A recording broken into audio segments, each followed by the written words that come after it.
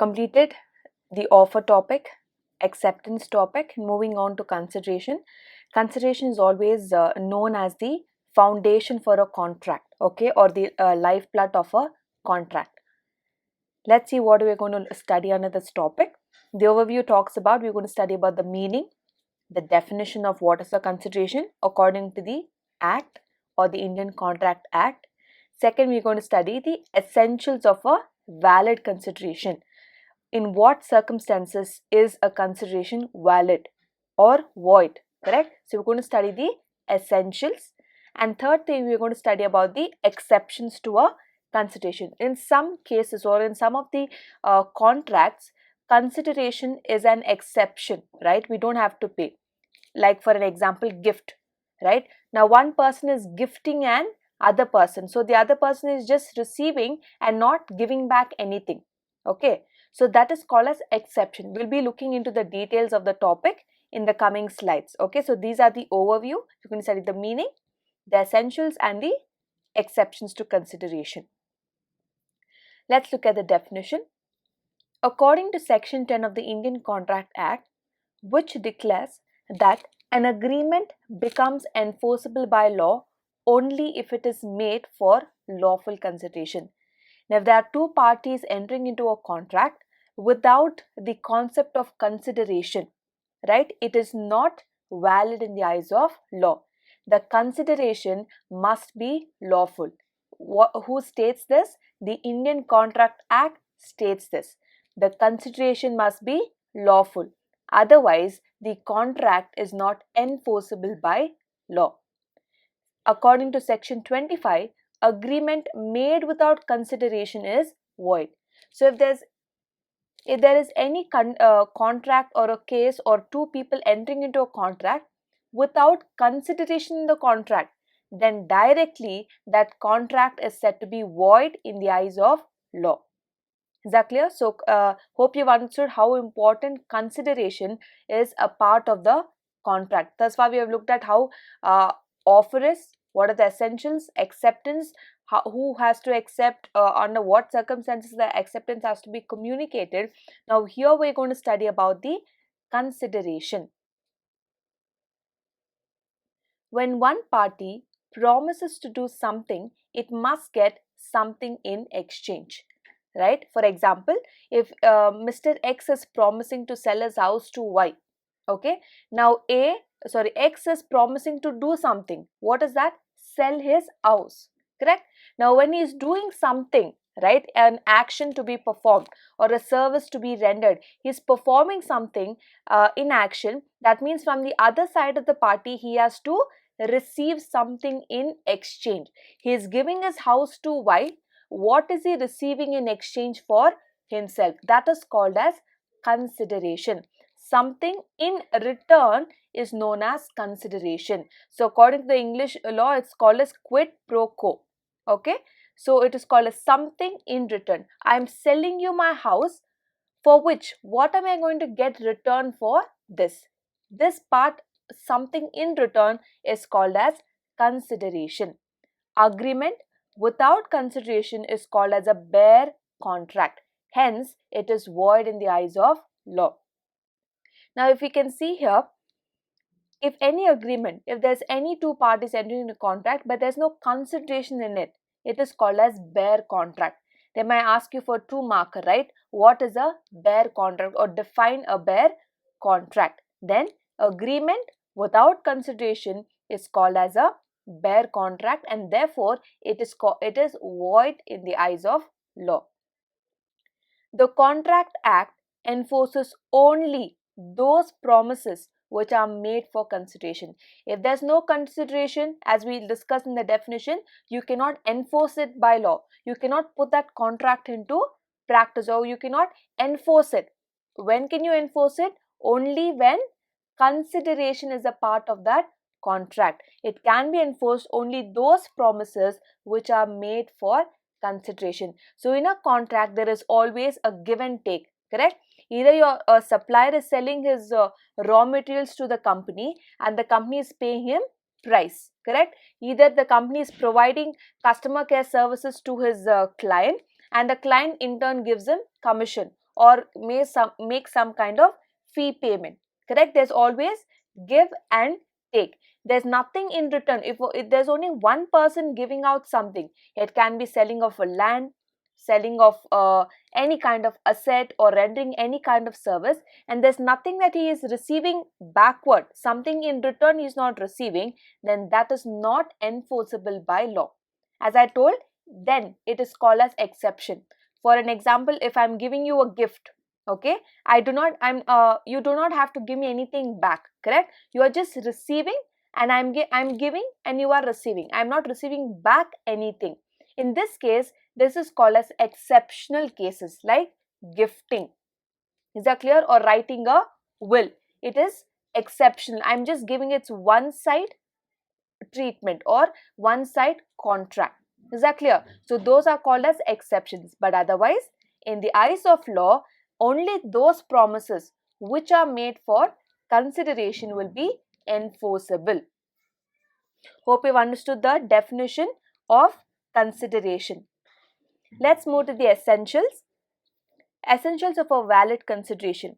The first is, it may be a past consideration, a present consideration, or a future consideration. The present promise is based on the consideration already taken. Okay, here we are starting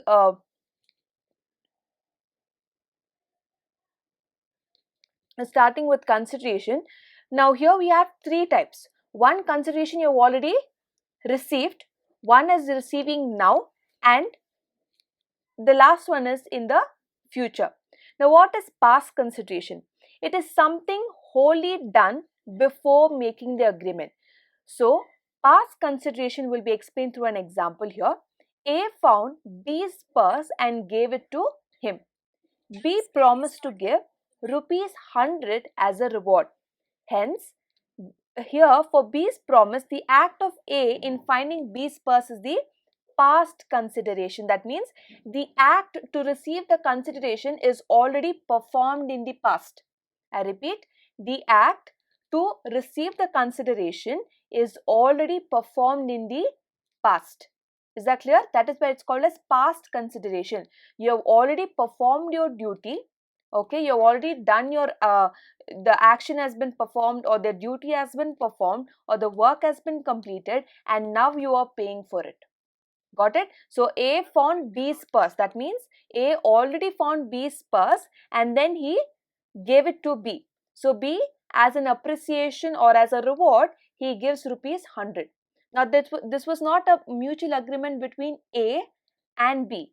It just happened, and then A found it, and B, in appreciation or as a reward, he is paying rupees 100 to Mr. A. Okay, so but Mr. A action, is it completed here in this case? Yes, his work is done. He has found his lost purse, or he has performed his action. Now what is the job of Mr. B? Only to pay the consideration of rupees 100. This is called as past consideration. Next, moving to present consideration.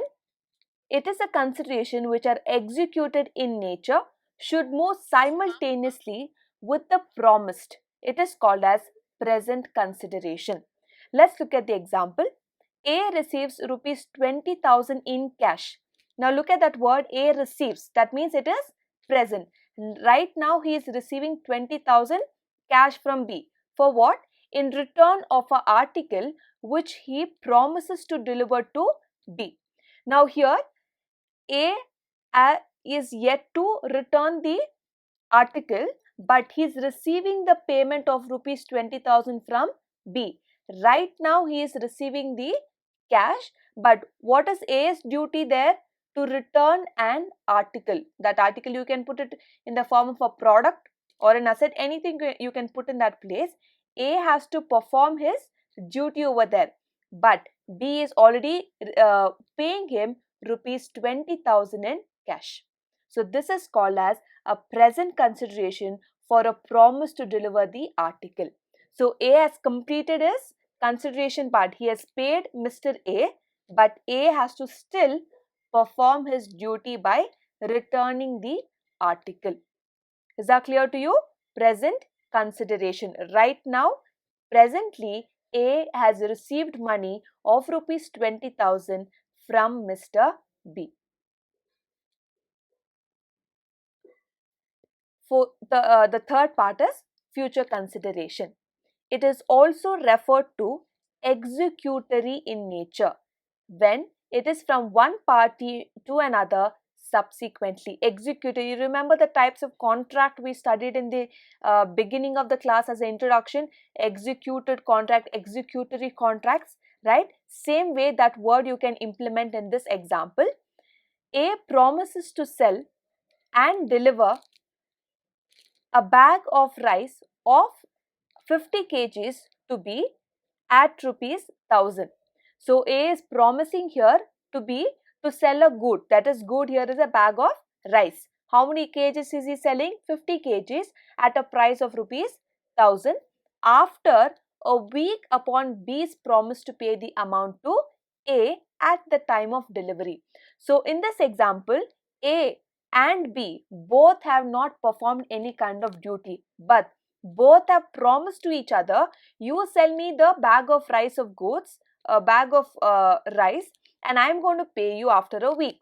Okay, so both at the time of making the contract, nobody is performing their duties, but both of them have agreed upon something, correct? A has promised to sell and B has promised to pay over here. So the promise of A is supported by the promise of B, and the consideration is executory on both the sides. So until A is going to sell in the future, in the coming days or in the coming week, he is going to sell the 50 kgs of rice, then B will pay rupees 1000 to A.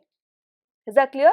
So the promise of A is supported by the promise of B. This example focuses on future consideration. That means both the parties in the contract are yet to execute their contract or to fulfill their obligations or duties. So it is outstanding on both the sides, whereas in case of present consideration, it is outstanding only on one side, because here we saw, right, A has already received money.